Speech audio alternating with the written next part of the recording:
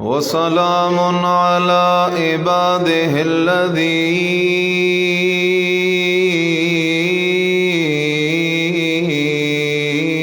اصطفى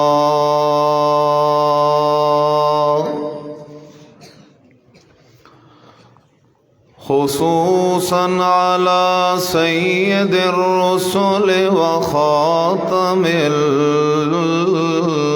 الأنبياء.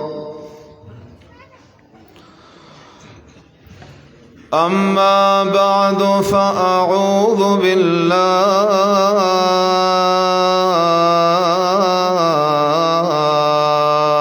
من شرور أنفسنا ومن سيئات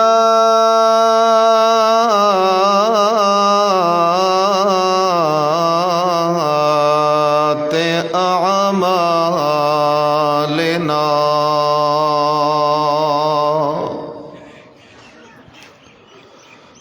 من يهده الله فلا مضل له ومن يضلله فلا هادي له. وأشهد أن لا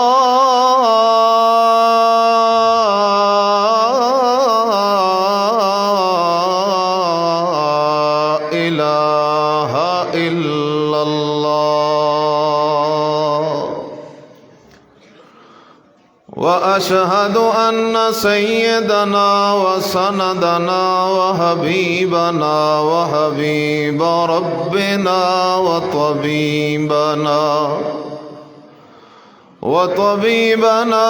وطبيب قلوبنا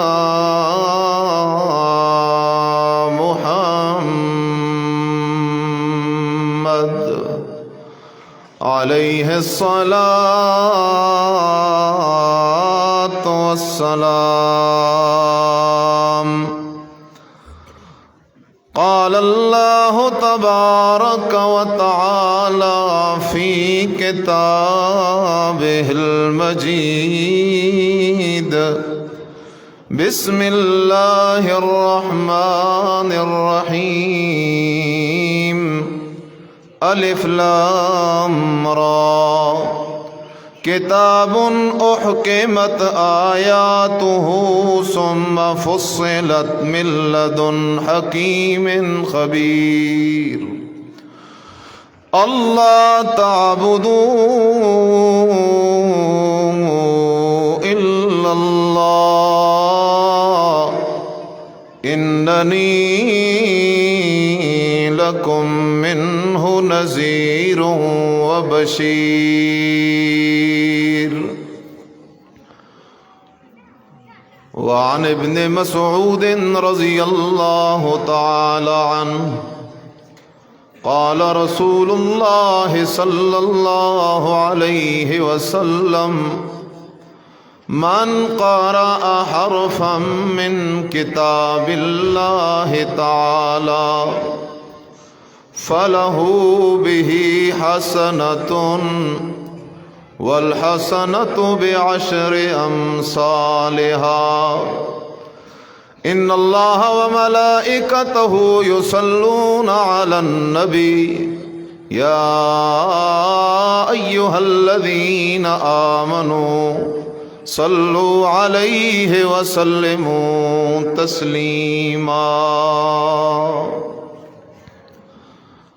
سب حاضرین محبت کے ساتھ درود شریف پڑھ لیں. اللہم صل علی محمد وعلی آل محمد کما صلیت علی ابراہیم وعلی آل ابراہیم انک حمید مجید.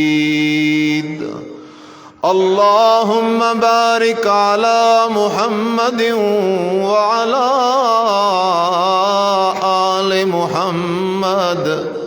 كما باركت على إبراهيم وعلى آل إبراهيم إنك حميد مجيد.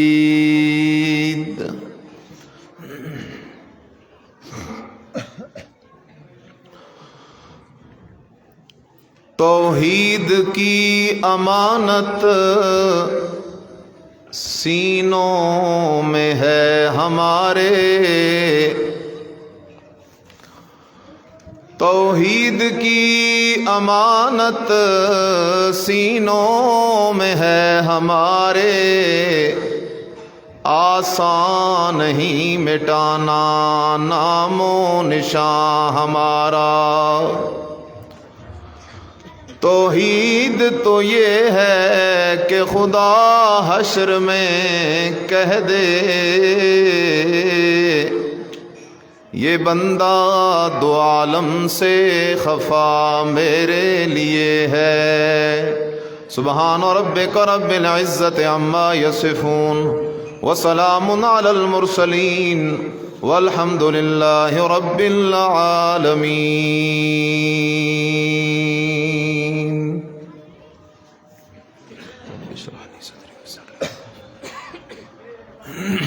انتہائی قابل صد احترام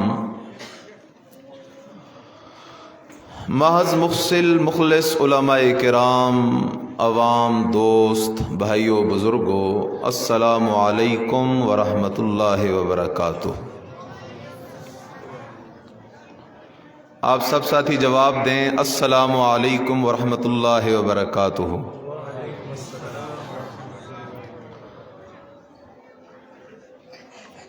سلام دعا ہے. کیا کہہ رہا ہوں؟ سلام کیا ہے؟ سلام کیا ہے؟ سلام کیا ہے؟ میں نے آپ پہ سلام کہا، میں نے آپ کو دعا دی، آپ نے مجھے سلام کہا، آپ نے مجھے دعا دی. سننے والا کون ہے؟ قبول کرنے والا کون ہے؟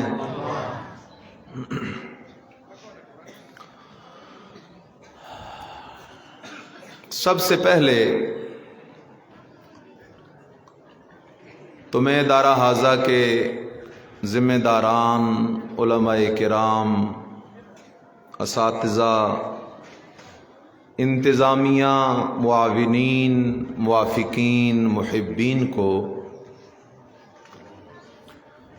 اس عظیم دینی فریضہ کے انجام دینے پر خراج تحسین پیش کرتا ہوں اور رب العالمین کے دربار میں دعا گو ہوں کہ رب آپ کی، میری، ہم سب کی دینی کوششیں اپنے فضل سے اپنے دربار میں قبول و منظور فرمائے.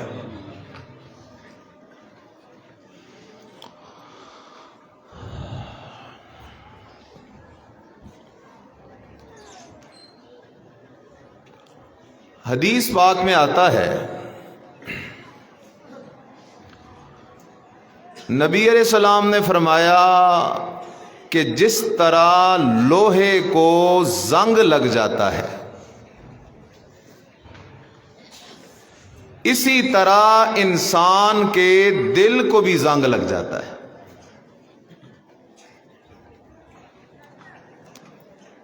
اب لوہے کو زنگ لگ جائے، وہ لوہے کو کھانا شروع کر دیتا ہے، وہ بالکل کمزور ہوتا ہے.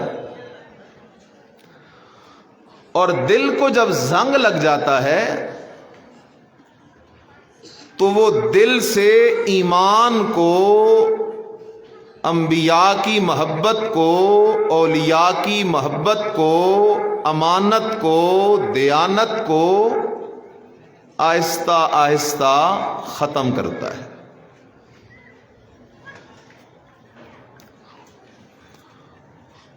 صحابہ نے پوچھا، یا رسول اللہ صلی اللہ علیہ وسلم ما جلاؤہا، اللہ کے نبی آپ فرما رہے ہیں جس طرح لوہے کو زنگ لگتا ہے اس طرح انسان کے دل کو بھی کیا لگتا ہے؟ آپ مجمع والے ساتھی مجھے جواب دیں، دل کو بھی کیا لگتا ہے؟ بولیں کیا لگتا ہے؟ زنگ لگتا ہے۔ جس طرح دوسری حدیث میں نبی علیہ السلام نے فرمایا انسان جب ایک گناہ کرتا ہے تو اس کے دل پہ ایک داغ لگ جاتا ہے، اور جیسے جیسے وہ گناہ کرتا جاتا ہے دل پہ داغ لگتے جاتے ہیں، لگتے جاتے ہیں، لگتے جاتے ہیں، حتیٰ کہ اس کا دل بالکل سیاہ ہو جاتا ہے۔ اللہ ہم سب کو محفوظ فرمائے۔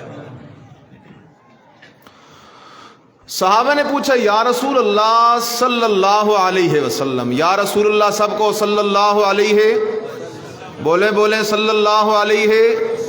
ہاں حدیث سنا دیتا ہوں ایک۔ نبی علیہ السلام نے فرمایا سب سے بڑا بخیل وہ ہے، سب سے بڑا کنجوس وہ ہے جس کے سامنے میرا نام لیا جائے اور وہ مجھ پہ درود پاک نہ پڑھے۔ وہ نبی جس نے میرے اور آپ کے لیے اتنی ماریں کھائیں، قربانیاں دیں، نبی علیہ السلام صحابہ نے، ہم تک یہ دین پہنچا، وہ نبی جو قیامت کے دن انشاءاللہ ہماری شفاعت کرے گا، ہم درود نہ پڑھیں تو پھر اس سے بڑی نالائکی اور کوئی نہیں۔ اس لیے جب بھی میں نبی علیہ السلام کا نام لوں آپ سب نے کہنا ہے صلی اللہ علیہ، بولے بولے صلی اللہ علیہ، صلی اللہ علیہ۔ صحابہ نے پوچھا یا رسول اللہ صلی اللہ علیہ وسلم جب دل کو زنگ لگ جائے تو اس کا علاج کیا ہے؟ نبی علیہ السلام نے فرمایا کہ دل کا زنگ دو کاموں سے اترتا ہے۔ کتنے کاموں سے؟ نمبر ایک، موت کو کثرت سے یاد کرنا، اور نمبر دو تلاوت القرآن، قرآن کی کیا کرنا؟ اللہ اکبر۔ آج اگر اس زمین پر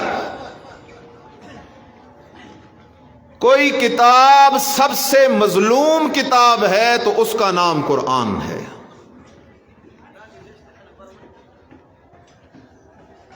اس لیے کفار کو تو آپ چھوڑ دیں ایک طرف، جو مسلمان بھی ہیں، ہم مسلمانوں میں سے کتنے لوگ روزانہ تلاوت کرتے ہوں گے؟ حالانکہ تلاوت قرآن کا پہلا حق ہے۔ پھر دوسرا حق قرآن کا یہ ہے کہ قرآن کو سمجھنا، اس کے ظاہری معانی کو سیکھنا، اور تیسرا حق ہے قرآن مجید سے جو ہمیں پیغام ملے اس پہ عمل کرنا۔ اس لیے جب قیامت کا دن ہوگا، اللہ کی عدالت ہوگی، اور نبی علیہ السلام استغاثہ بن کے اللہ کی عدالت میں کیس کریں گے اپنے ان امتیوں کے خلاف جنہوں نے قرآن کے ساتھ غداری کی ہے۔ وقال الرسول یا رب ان قوم اتخذوا هذا القرآن مہجورا۔ دن قیامت کا ہوگا میرے عزیز، عدالت اللہ کی ہوگی، نبی علیہ السلام اللہ کی عدالت میں کیس داخل کریں گے۔ کون سا کیس ہوگا؟ اتخذوا هذا القرآن مہجورا۔ نبی علیہ السلام اللہ کی عدالت میں کیس داخل کریں گے، اللہ میرے امتی کے پاس کھیلنے کا وقت تھا، میرے امتی کے پاس کاروبار کا وقت تھا، میرے امتی کے پاس اپنے دنیاوی دھندے کرنے کا وقت تھا، میرے امتی کے پاس موبائل کے اوپر وقت ضائع کرنے کے لیے تھا، میرے امتی کے پاس خبریں سننے کے لیے وقت تھا، میرے امتی کے پاس گانا بجانا سننے کے لیے وقت تھا، میرے امتی کے پاس بیہودہ گپیں لگانے کے لیے وقت تھا، لیکن اللہ میرا یہ امتی قرآن کے قریب نہیں آیا۔ اللہ گھروں کے اندر یہ قرآن پڑھا تو رہا، گھر کی ہر چیز کی صفائی ہوتی تھی، دروازوں کی صفائی، فرش کی صفائی، برتنوں کی صفائی، لیکن اللہ میرے امتی کے گھر کے اندر یہ قرآن پڑا رہتا تھا، اس پہ مٹی ہوتی تھی، گرد ہوتی تھی، غبار ہوتی تھی، لیکن میرے امتی کو اس قرآن کو پڑھنا تو دور کی بات ہے، اسے صاف کرنے کے لیے وقت بھی نہیں ملتا تھا۔ نبی علیہ السلام اپنے امتی کے خلاف کیس کریں گے، اللہ اس نے قرآن کو پڑھا ہی نہیں، اس نے قرآن کی تلاوت ہی کوئی نہ کی، اگر تلاوت کی بھی تو صرف رمضان میں کر لی، یا بہت زیادہ ہوا تو سال میں کبھی کبھی کر لی، اور اگر تلاوت پہ لگ بھی گیا تو ساری زندگی اس نے گزار لی، دنیا کمانے کے لیے چائنا کی زبان سیکھ لی، دنیا کمانے کے لیے جاپان کی زبان سیکھ لی، دنیا کمانے کے لیے عربی سیکھ لی، لیکن اللہ میرے امتی نے قرآن کی زبان نہیں سیکھی، میرا امتی قرآن کو سیکھنے کے لیے تیار ہی نہیں تھا، اور اگر قرآن کا کچھ معنی سیکھ بھی لیا، اللہ میرے امتی نے قرآن کے مسئلے کو ماننے کے لیے کوشش ہی نہ کی، قرآن پہ عمل نہیں کیا، ساری زندگی اپنی مرضی کے مطابق گزار دی۔ میرے عزیز میں ایک جملہ کہنے لگا ہوں، ذرا خیال کرنا، دلوں کی کھڑکیاں کھول کے میرا یہ جملہ سن لو، اللہ کرے یہ جملہ میری اور آپ کی نجات کا ذریعہ بن جائے۔ میرے عزیز، مسلمان اور کافر میں فرق یہ ہے،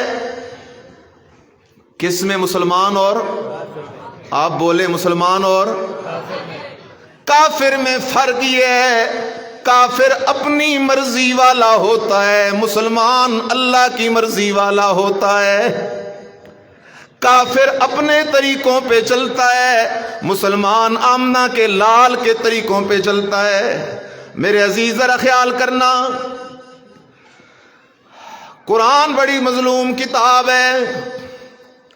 آج اس نشست میں قرآن کے متعلق 3 باتیں ذکر کرنا چاہتا ہوں،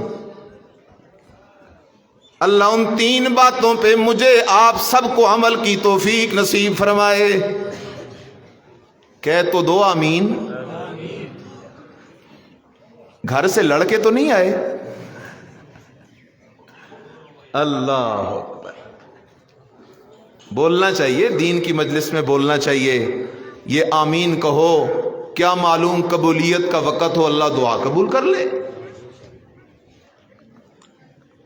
اور دین کی مجلس میں اپنی آواز بلند کرنی چاہیے، کیونکہ ہماری ہر آواز کو کون سن رہا ہے؟ اللہ سن رہا ہے۔ اس جذبے سے بیٹھو کہ ہم جو بول رہے ہیں، ہمارا ہر بول اللہ سن بھی رہا ہے، فرشتہ لکھ بھی رہا ہے، کل قیامت کے دن ہمارے اعمال نامے کے اندر موجود ہوگا۔ 3 باتیں ذکر کرنے لگا ہوں۔ پہلی بات، اگر تو کاروبار کرنا چاہتا ہے تو اللہ کے ساتھ کاروبار کر، قرآن کی تلاوت کیا کر۔ اگر تو سمجھدار بننا چاہتا ہے تو قرآن کو سمجھنے کی کوشش کر، اپنے بچوں کو قرآن کا حافظ بنانے کی کوشش کر۔ اور نمبر 3، آج یہ بھی سمجھ کے اٹھنا کہ قرآن پہ ایمان کا مطلب کیا ہے۔ دعویٰ تو میرا بھی ہے کہ میرا قرآن پہ ایمان ہے، دعویٰ تو آپ کا بھی ہے کہ ہمارا قرآن پہ ایمان ہے، لیکن آج قرآن سے پوچھیں گے، اللہ کے قرآن تو بتا دے کہ تجھ پہ ایمان کا مطلب کیا ہے۔ سب سے پہلی بات قرآن کی تلاوت. میں نے جو حدیث پڑھی نبی علیہ السلام نے فرمایا اے میرے صحابی جب دل کو زنگ لگ جائے تو 2 کام کرنے ہیں. کتنے کام کرنے ہیں؟ بولو تو صحیح کتنے؟ ذکر الموت.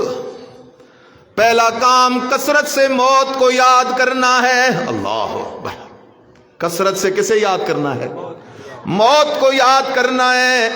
رات کو جب سونے لگیں اس نیت سے سوئیں صبح پتہ نہیں آنکھ کھلے گی یا نہیں کھلے گی. رات کو نیند میں ہی موت آ جائے اللہ کے سامنے کیسے حاضر ہوں گے؟ میرے عزیز جب اس نیت سے تو بستر پہ جائے گا اگر کسی کا حق دبایا ہوا ہو تو تجھے نیند نہیں آئے گی. اگر بینک کے اندر سود پہ پیسے رکھے ہوئے ہوں گے تو نیند نہیں آئے گی. اگر کسی کے ساتھ زیادتی کی ہوئی تو نیند نہیں آئے گی. تجھے مجھے یہ ڈر لگے گا کیا معلوم آج رات کو ہی موت آ جائے اللہ کے دربار میں حاضر ہو کے کیسے حساب دوں گا. اس لیے اہل اللہ نے ایک بات لکھی ہے جب رات کو بستر پہ جاؤ سونے لگو تو 5 منٹ تنہائی کے اندر آنکھیں بند کر کے اپنا محاسبہ کیا کرو. آج جو دن میں نے گزارا ہے آج جو دن میں نے گزارا ہے یہ دن میں نے مسلمانوں کے طریقے پہ گزارا ہے یا کافروں کے طریقے پہ گزارا ہے؟ اس دن کے اندر میں نے جنت والے کام کیے ہیں یا جہنم والے کام کیے ہیں؟ اس دن کے اندر میں نے نیکیاں زیادہ کیے ہیں یا گناہ زیادہ کیے ہیں؟ میرے عزیز ذرا خیال کرنا. اللہ اس وقت تک انسان کے ساتھ نرمی کرتا رہتا ہے جب تک انسان گناہ کو گناہ سمجھتا رہے، لیکن جب انسان گناہ کو گناہ ہی نہ سمجھے تو پھر اللہ کا عذاب آ جایا کرتا ہے. کس کا عذاب آتا ہے؟ اللہ اکبر. آج موبائل نے تو بیڑا غرق کر دیا. نسل کی نسل تباہ ہو رہی ہے.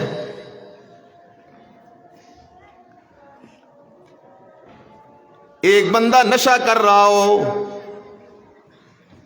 ایک بندہ پوڈر پی رہا ہو، پیسہ بھی اس کا جان بھی اس کی، اپنی جان کو نقصان دے رہا ہے. وہ ہم سب کو نظر آتا ہے کہ یہ اپنے ساتھ ظلم کر رہا ہے، لیکن یہ والی غلطی ہم سب کر رہے ہیں. موبائل کے اندر پیسہ بھی ہمارا، موبائل بھی ہمارا، نقصان بھی ہمارا ہو رہا ہے. وہ نشہ کرنے والا تو جان کا نقصان کر رہا ہے، لیکن موبائل کو غلط استعمال کرنے والا ایمان کا نقصان کر رہا ہے. اللہ اکبر. اور ایمان کا ایک مطلب بھی علماء نے ذکر کیا کہ جب تم تنہائی میں گناہ کرنے لگو، کوئی نہیں دیکھ رہا، ماں بھی نہیں دیکھ رہی، باپ بھی نہیں دیکھ رہا، استاد بھی نہیں دیکھ رہا، دوست بھی نہیں دیکھ رہا، بھائی بھی نہیں دیکھ رہا. جب گناہ کرنے لگو تو دل کے اندر یہ آواز آئے اللہ تو دیکھ رہا ہے، اس کا نام ایمان ہے. لیکن اگر گناہ کرتے ہوئے اللہ کا ڈر دل میں نہ آئے تو پھر ایمان خطرے میں ہے.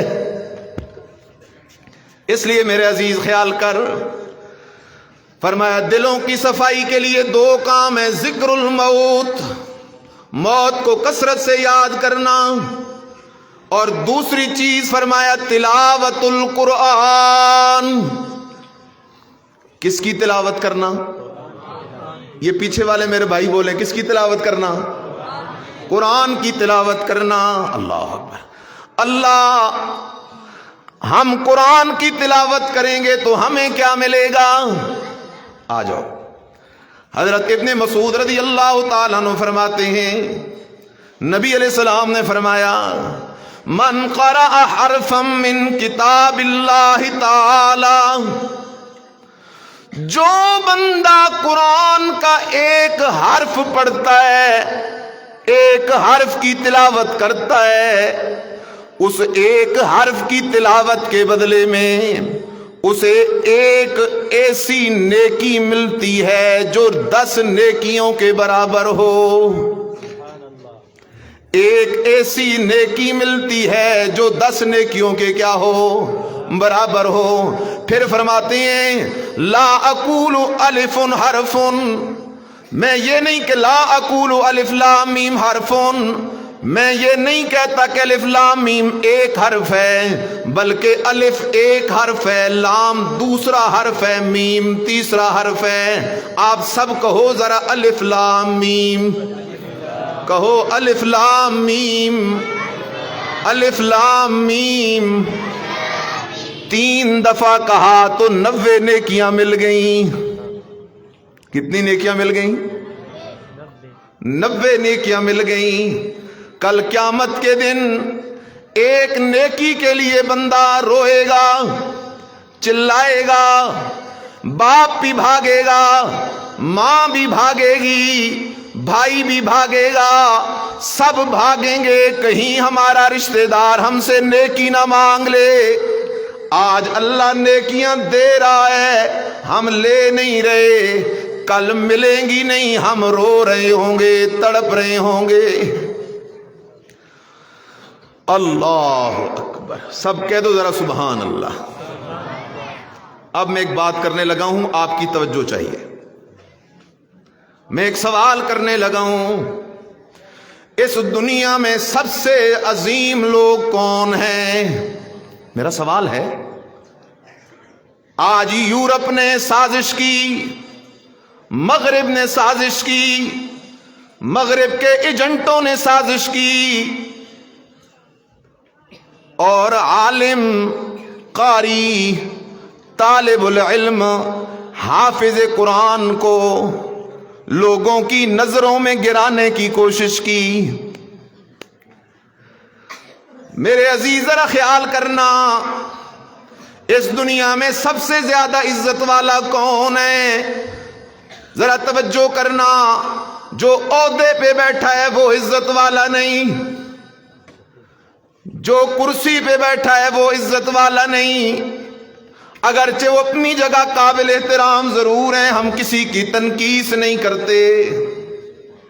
جو بندہ جس شعبے میں وہ قابل احترام، قابل عزت ہے، لیکن سب سے زیادہ عزت والے، خیال کرنا میں دلیل بھی دوں گا، سب سے زیادہ عزت والے یہ بچے ہیں جو قرآن پڑھنے والے ہیں، یہ حافظ ہیں جو اپنے سینوں میں قرآن کو محفوظ کرنے والے ہیں۔ سب سے زیادہ عزت والے وہ قراء ہیں جو بچوں کو قرآن حفظ کرواتے ہیں۔ سب سے زیادہ عزت والے وہ علماء ہیں جو لوگوں کو قرآن کی طرف بلاتے ہیں۔ میرے عزیز، جن کی اللہ عزت کرتا ہے اس کی مجھے اور آپ کو بھی عزت کرنی چاہیے۔ جواب دیں گے آپ مجھے؟ حافظ قرآن کی عزت کون کرتا ہے؟ عالم قرآن کی عزت کون کرتا ہے؟ قرآن والوں کی عزت کون کرتا ہے؟ میرے عزیز آگے چلتے ہیں، دلیل کیا ہے؟ اللہ اکبر۔ آپ کے ہاں تو ماحول اچھا ہے ماشاءاللہ۔ ہمارے پنجاب کے اندر فلاں بڑا اونچا ولی ہے، بڑی پہنچی ہوئی سرکار ہے۔ کیوں بھائی؟ وہ نماز مدینے میں پڑھتا ہے، روٹی پاکستان کی نماز مدینے میں۔ فلاں بڑی پہنچی ہوئی سرکار ہے، کیوں بھائی؟ وجہ کیا ہے؟ وہ تو جی چرس کے سگریٹ پیتا جاتا ہے لیکن اس پہ کوئی اثر ہی نہیں ہوتا جی۔ فلاں بے لباس بیٹھا ہے، الف ننگا ولی ہے۔ میرے عزیز، اگر تو نے اولیاء دیکھنے ہیں تو مدرسوں کی طرف آ، مدرسوں کی طرف آ.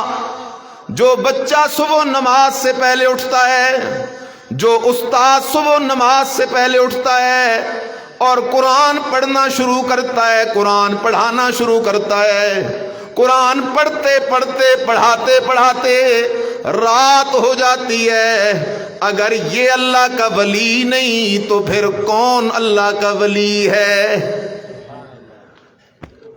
نبی علیہ السلام تو فرما رہی ہیں کہ ایک حرف پہ کتنی نیکیاں ملیں گی؟ بولیں بولیں کتنی نیکیاں؟ 10 نیکیاں.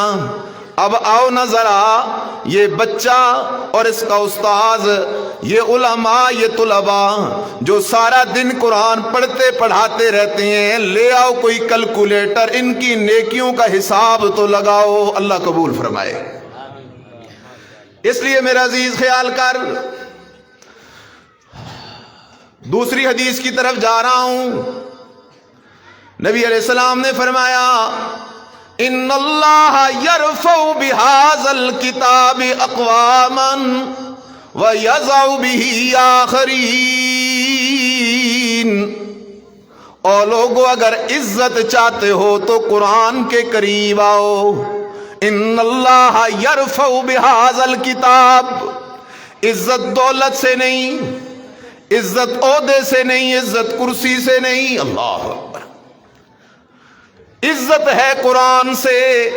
جو قرآن سے جڑ گیا وہ عزت والا بن جاتا ہے.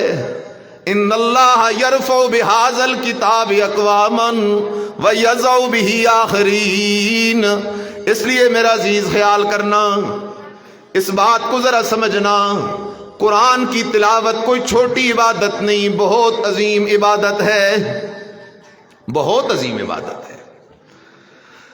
سبحان اللہ. سیدنا حضرت ابو بکر صدیق رضی اللہ تعالی عنہ اپنے گھر کے صحن کے اندر کھڑے ہو جاتے اور قرآن پڑھنا شروع کر دیتے، قرآن پڑھنا شروع کر دیتے. زبان پہ قرآن جاری ہوتا، آنکھوں سے آنسوں کی برسات جاری ہوتی، رو رہے ہوتے قرآن پڑھ پڑھ کے.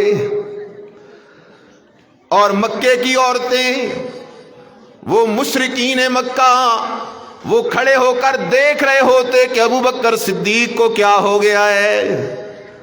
میرے عزیز اور کوئی وجہ نہیں تھی. جب دل صاف ہو جاتے ہیں تو قرآن سن کے آنکھوں سے آنسو خود جاری ہو جایا کرتے ہیں. آج تجھ پہ اور مجھ پہ قرآن اثر نہیں کرتا. آج میں اور تو بھی قرآن سنتے بھی ہیں، سناتے بھی ہیں، اثر نہیں ہو رہا. کیوں اثر نہیں ہو رہا؟ اس لیے کہ دل بیمار ہے. نماز پڑھتے ہیں لیکن مزہ نہیں آتا. کیوں نہیں آتا؟ اس لیے کہ دل بیمار ہے. اس لیے آج جتنے مجمع میں میرے دوست بیٹھے ہو، نوجوان بیٹھے ہو، بزرگ بیٹھے ہو، معصوم بچے بیٹھے ہو، جتنے بھی یہاں حاضر ہو، آپ سب ہاتھ اٹھا کے اس بات کا ارادہ کریں، آج کے بعد انشاءاللہ ہم روزانہ تلاوت ضرور کیا کریں گے. انشاءاللہ ہم تلاوت ضرور کیا کریں گے. اللہ اکبر. قرآن کی تلاوت بڑی عبادت ہے. میرے عزیز وقت مختصر ہے. دوسرا درجہ حفظ قرآن. نظر اللہ اکبر. توجہ کرو ذرا، بات سمجھو.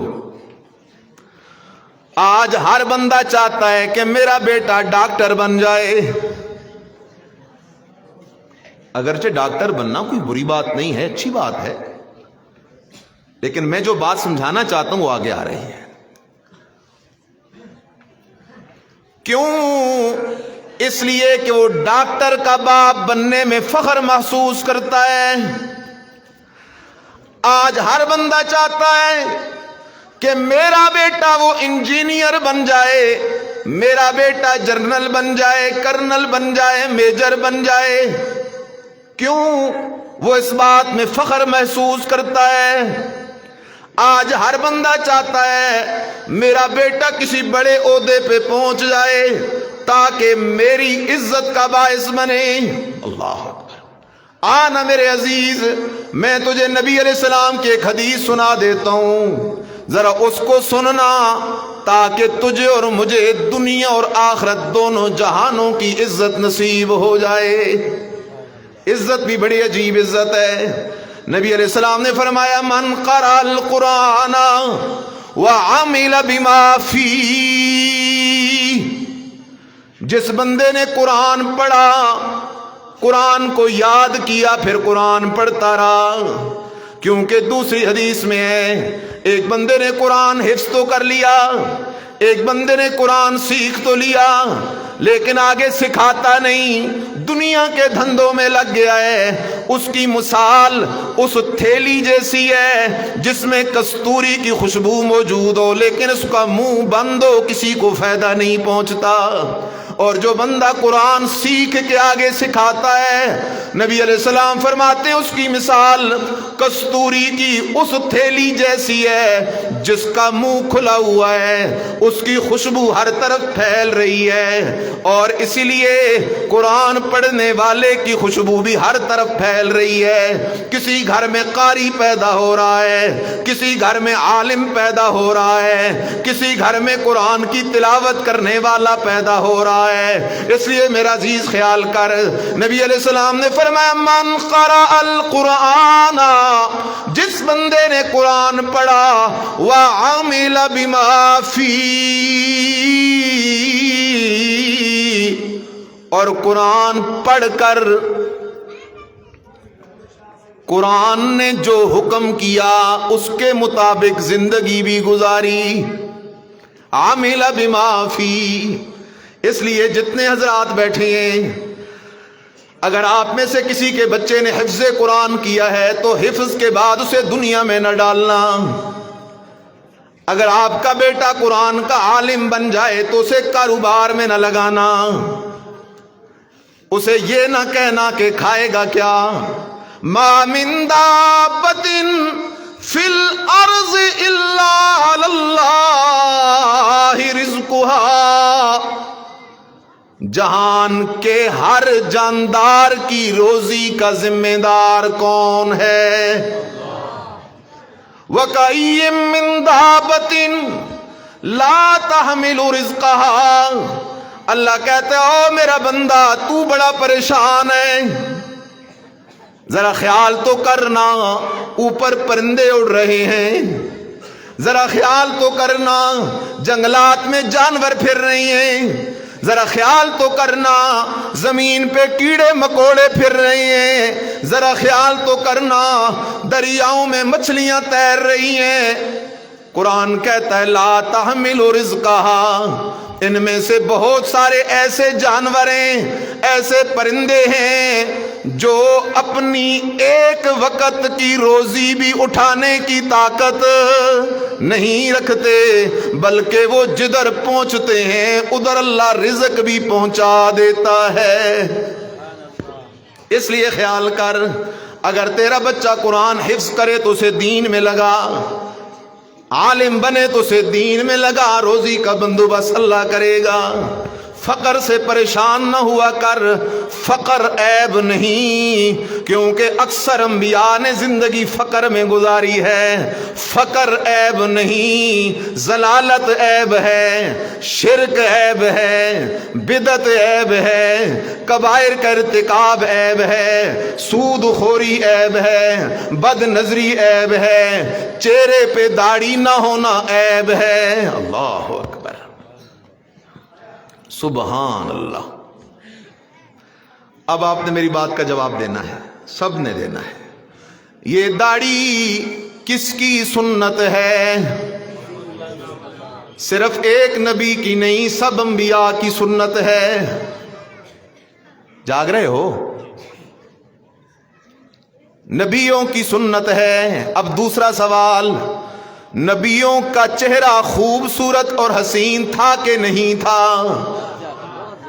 بہت خوبصورت اور حسین تھا۔ شاعر نے اسی لیے تو کہا چاند سے تشبیہ دینا یہ بھی کوئی انصاف ہے، اس کے منہ پہ چھائیاں، مدنی کا چہرہ صاف ہے۔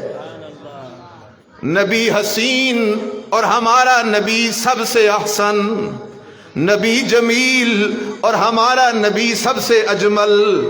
ان حسین و جمیل نبیوں کے چہروں پہ داڑھی تھی، اس لیے میرا عزیز انگریز کے رستے پہ نہ جا، یہود و نصارہ کے رستے پہ نہ جا، محمد الرسول اللہ کے رستے پہ آ، اپنے چہرے پہ داڑھی سجا۔ اللہ اکبر، یہ اللہ کی نعمت ہے، کسی پر تنقید نہیں خدا را، صرف ایک دعوت فکر ہے۔ آجا میرے عزیز خیال کر، تو میں عرض کر رہا تھا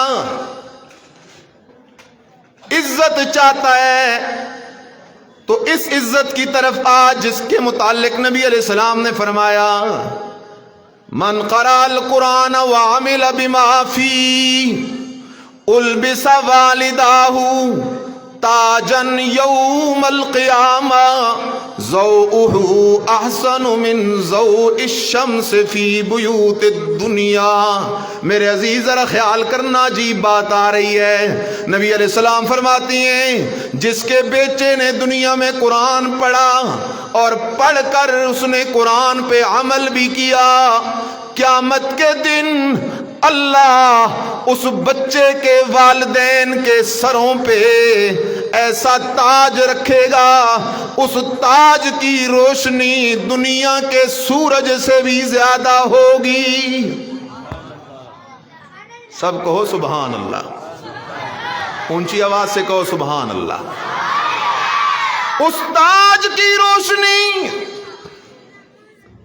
دنیا کے سورج کی روشنی سے بھی کیا ہوگی؟ زیادہ ہوگی، حسین ہوگی۔ میرے عزیز اصل عزت تو یہ ہے نا، اصل عزت تو یہ ہے نا۔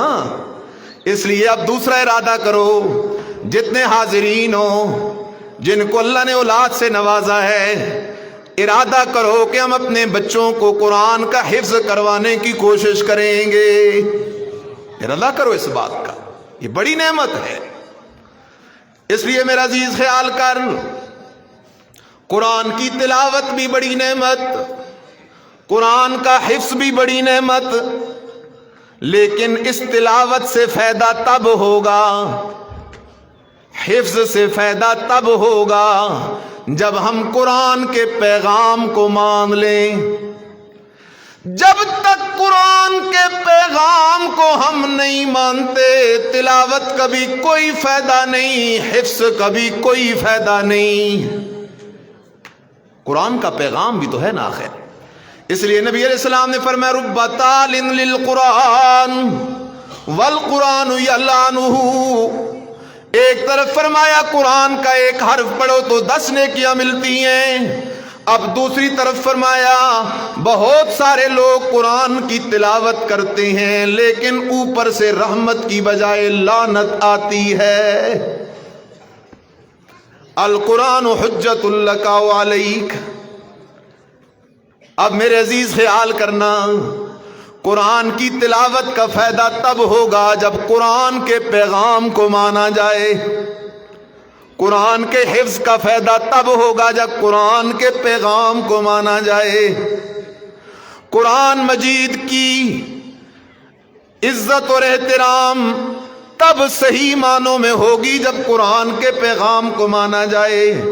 میرے عزیز میں مختصر وقت میں تیرے گوش گزار کروں کہ قرآن کا پیغام کیا ہے۔ بسم اللہ الرحمن الرحیم، الف لام را، کتاب احکمت آیاتہ ثم فصلت من لدن حکیم خبیر، اللہ تعبدوا الا اللہ اننی لکم منہ نذیر و بشیر۔ اللہ اکبر۔ اللہ کہتا ہے او میرا بندہ، یا ایھا الانسان ما غرک بربک الکریم، الذی خلقک فسواک فعدلک فی ای صورت ما شاء رکبک. اللہ کہتے او میرا بندہ تو نے مجھے کیوں بھلا دیا ہے؟ تجھے دنیا یاد ہے، ملازمت یاد ہے، کاروبار یاد ہے، لیکن تو نے مجھے بھلا دیا او میرا بندہ. حالانکہ میں تو تیرا رب ہوں، میں تو وہ ہوں الذی خلقک، میں نے تجھے تیری ماں کے پیٹ میں پیدا کیا. الذی خلقک، میں نے تجھے تیری ماں کے پیٹ میں ایک قطرے سے اشرف المخلوقات انسان بنایا. الذی خلقک، میں نے تجھے ایک قطرے سے عالم بنایا، میں نے تجھے ایک قطرے سے قاری بنایا، میں نے تجھے ایک قطرے سے ڈاکٹر بنایا، میں نے تجھے ایک قطرے سے آفیسر بنایا، میں نے تجھے ایک قطرے سے تاجر بنایا. الذی خلقک فسواک فعدلک، میں نے تیرے سارے اعضاء کو برابر کیا، تیری آنکھیں برابر کی، تیرا چہرہ حسین بنایا، تیرے بدن کے سارے اعضاء برابر کیے. فسواک فعدلک فی ای صورت ما شاء رکبک، جس شکل میں نے چاہا میں نے تیرا اس طرح کا چہرہ بنا دیا. اس لیے میرا بندہ مجھے تو نے کیوں بھلا دیا ہے؟ مجھے تو نے کیوں بھلا دیا ہے؟ آ پیچھے لوٹا، اس قرآن کے پیغام کو مان لے. اللہ قرآن کا تعارف تو قرآن فرمایا کتاب، اللہ کتاب، اے میرا بندہ اس دنیا میں جتنی کتابیں موجود ہیں ان سب کتابوں سے عزت والی کتاب کا نام کیا ہے؟ عزت والی کتاب کا نام کیا ہے؟ عزت والی کتاب کا نام کیا ہے؟ قرآن ہے. کتاب بڑی عزت والی کتاب ہے. اللہ اکبر. اب ایک بات آپ توجہ سے سن لیں. سبحان اللہ. آپ کو کوئی بندہ خط بھیجتا ہے، عربی زبان میں خط آ گیا حاجی صاحب کے پاس. حاجی صاحب کو عربی زبان نہیں آتی، انگلش میں خط آ گیا، حاجی صاحب کو انگلش نہیں آتی. مغرب کا وقت تھا خط پہنچا، عشاء کا وقت تھا خط پہنچا، کسی بادشاہ نے بھیج دیا. اب کیا ہوگا؟ اس حاجی صاحب کو نیند نہیں آئے گی. اگر عربی والا خط ہے تو رات کے اندھیرے میں بھاگتا بھاگتا کسی عالم کے پاس جائے گا کہ عربی میں خط آیا ہے، اس کا مطلب کیا ہے.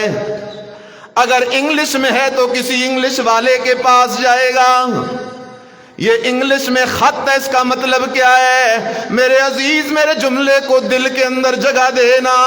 انگلش والا خط آیا تو تو بے قرار ہو گیا، عربی والا خط آیا تو تو بے قرار ہو گیا. اللہ کہتا ہے کتاب، او میرا بندہ یہ قرآن بھی میرا خط ہے جو میں اللہ نے تیری طرف بھیجا ہے. تو میرے خط کو سمجھنے کی کوشش کیوں نہیں کرتا؟ قرآن کے قریب کیوں نہیں آتا؟ کتاب بڑی عظمت والی کتاب ہے. آگے فرمایا احکمت آیاتہ، اس کی آیتیں حکمت کے دریا ہیں. ثم فصلت، بڑی آسان ہے. کس کی جانب سے ہے؟ فرمایا من لدن حکیم خبیر. یہ قرآن اس رب کی جانب سے ہے جو بڑی حکمتوں والا، بڑی خبروں والا، علم والا ہے. اللہ تو نے قرآن کیوں نازل کیا ہے؟ اللہ قرآن کا مقصد کیا ہے؟ اللہ قرآن کا پیغام کیا ہے؟ اللہ قرآن نازل کرنے کی وجہ کیا ہے؟ میرے اللہ نے جواب دیا، فرمایا اللہ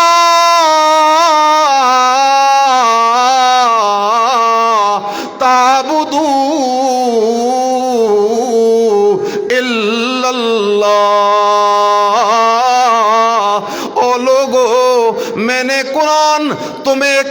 مسئلہ سمجھانے کے لیے نازل کیا۔ اللہ وہ کون سا مسئلہ ہے؟ فرمایا وہ مسئلہ یہ ہے اللہ تعبدو، نبی اللہ کے پیارے ضرور ہیں لیکن عبادت کے لائق نہیں، ولی اللہ کے پیارے ضرور ہیں لیکن عبادت کے لائق نہیں، فرشتے عزت والے ضرور ہیں لیکن عبادت کے لائق نہیں، الا اللہ، عبادت کے لائق ہے تو اکیلا کون ہے؟ عبادت کے لائق اکیلا اللہ ہے۔ عبادت کے لائق اکیلا کون ہے؟ اللہ کے سوا عبادت کے لائق کوئی نہیں۔ واہ قرآن، عبادت کے لائق اکیلا اللہ۔ یا ایھا الناس اعبدوا ربکم، او لوگو اللہ ہی کی عبادت کرو، اللہ کے ساتھ عبادت میں کسی کو شریک نہ کرو۔ ہاں میں ایک بات سمجھانا چاہتا ہوں، آپ توجہ کریں۔ سوال ہے، میں بھی کہتا ہوں عبادت کے لائق اللہ، تم بھی کہتے ہو عبادت کے لائق اللہ۔ سوال ہے، اللہ کی عبادت تو مشرکین مکہ بھی کرتے تھے، اللہ کی عبادت تو یہودی بھی کرتے ہیں، عیسائی بھی کرتے ہیں۔ کیا مطلب؟ جواب یہ ہے وہ اللہ کی بھی عبادت کرتے تھے، بتوں کی بھی عبادت کرتے تھے۔ عیسائی اللہ کی بھی عبادت کرتے تھے، عیسیٰ علیہ السلام اور بی بی مریم کی بھی عبادت کرتے تھے۔ یہودی اللہ کی بھی عبادت کرتے تھے، عزیر علیہ السلام اللہ کی بھی عبادت کرتے تھے۔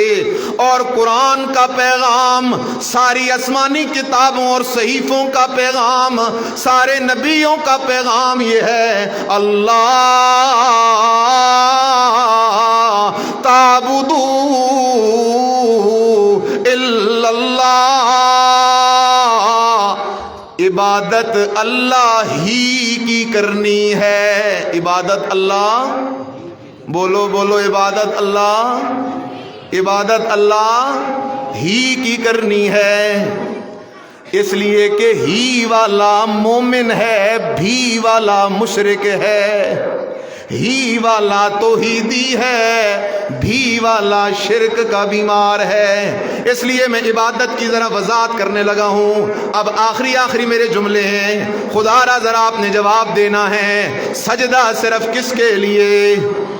بولو، سجدہ صرف کس کے لیے؟ رکوع صرف کس کے لیے؟ طواف صرف کس کے لیے؟ منت صرف کس کے لیے؟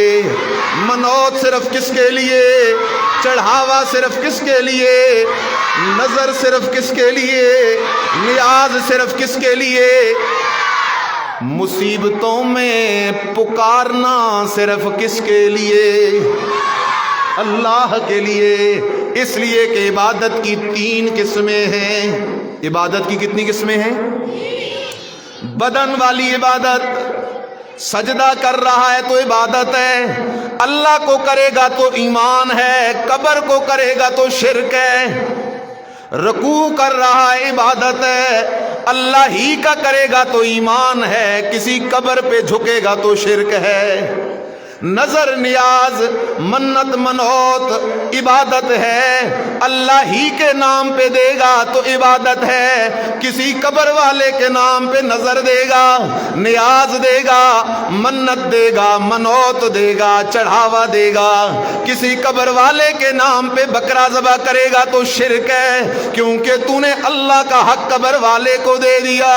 اسی طرح اولاد کی ضرورت پڑی، مال کی ضرورت پڑی، صحت کی ضرورت پڑی، مصیبت آ گئی، تکلیف آ گئی، اب مصیبت کے لیے کسی کو غائبانہ پکارنا تھا، اگر تو نے اللہ ہی کو پکارا، اولاد کی ضرورت پڑی تو تب بھی اللہ ہی، صحت کی ضرورت پڑی تو تب بھی اللہ ہی، مال کی ضرورت پڑی تو تب بھی اللہ ہی، عزت کی ضرورت پڑی تو تب بھی اللہ ہی، مصیبت آ گئی تو تب بھی اللہ ہی، پریشانی آ گئی تو تب بھی بھی اللہ ہی، اگر تو مصیبتوں میں ضرورتوں میں اللہ ہی کو پکارتا رہا، اس کا نام ایمان ہے۔ اور اگر یا اللہ مدد بھی کہے، یا رسول اللہ مدد بھی کہے، یا علی مدد بھی کہے، یا فاطمہ الزہرا مدد بھی کہے، یا حسن مدد بھی کہے، یا حسین مدد بھی کہے، یا پیر بابا مدد بھی کہے، تو اسی کا نام شرک ہے، کیونکہ پکار عبادت ہے، اور عبادت صرف کس کا حق ہے؟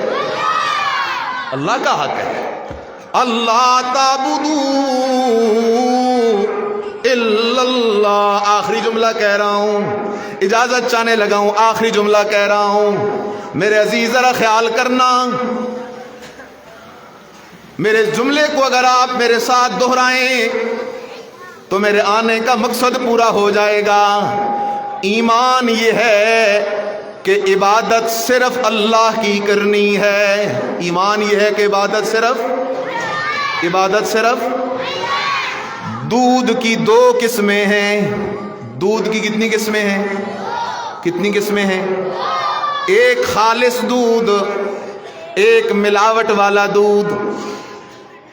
ہمارے ہاں پنجاب میں تو آج کل پانی میں دودھ ڈالتے ہیں، دودھ میں پانی نہیں ڈالتے بلکہ پانی میں۔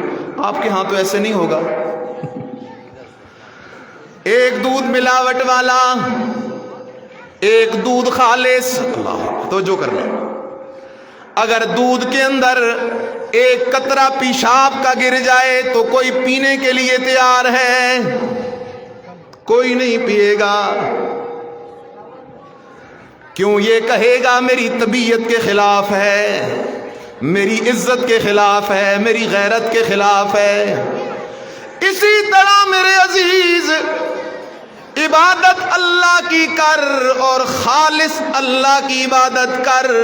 اللہ کے ساتھ عبادت میں کسی کو اگر شریک کرے گا، یہ ملاوٹ ہے۔ جس طرح تو ملاوٹ والا دودھ پسند نہیں کرتا، اسی طرح اللہ ملاوٹ والی عبادت قبول نہیں کرتا۔ قرآن نے کیا عجیب بات کی ہے، وَإِنَّ لَكُمْ فِي الْأَنْعَامِ لَعِبْرَةً۔ آخری آیت، نُسْقِيكُم مِّمَّا فِي بُطُونِهِ من بین فرث ودم لبنا خالصا سائغا للشاربین۔ اللہ کہتا ہے او میرا بندہ، تو جانور کو گھاس ڈالتا ہے، بھوسا ڈالتا ہے، چارہ ڈالتا ہے، کوئی چیز سفید نہیں ہوتی، وہ چارہ میدے میں جاتا ہے، میں نے مشینری لگا رکھی ہے، وہ